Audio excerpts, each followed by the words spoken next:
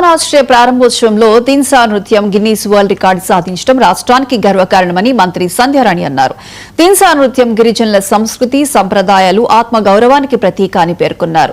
గిరిజన విద్యార్థుల ప్రతిభను వైసీపీ నాయకులు రాజకీయ కోణంలో విమర్శించడం, సంస్కృతిని అవమానించే వ్యాఖ్యలు చేయడం బాధాకరమని అన్నారు.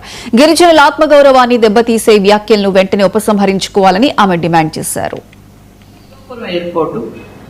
అంత మంచి ఎయిర్పోర్ట్ కి, ఒక ఇంటర్నేషనల్ ఎయిర్పోర్ట్ కి అల్లూరి సీతారామరాజు గారి పేరు పెట్టవనేది మా గిరిజనులందరికీ ఎంతో గర్వకారణం.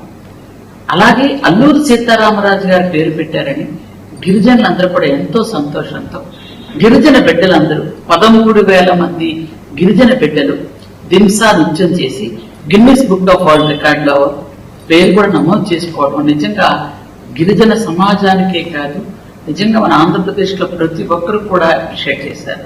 గౌరవ ప్రధానమంత్రి గారు, గౌరవ ముఖ్యమంత్రి గారు, గౌరవ ఉప ముఖ్యమంత్రి గారు, మంత్రులు, ప్రజాప్రతినిధులు చాలా అందరూ కూడా ముక్త కంఠంతో గిరిజన బిడ్డల్ని ఎంతో బ్లెస్ చేశారు.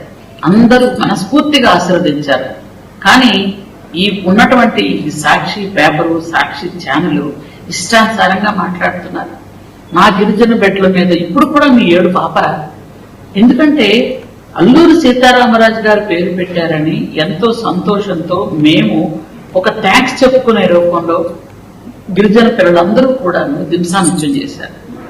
అసలు మా గిరిజన సంస్కృతి సంప్రదాయం గురించి మీకేం తెలుసని మాట్లాడుతున్నారు?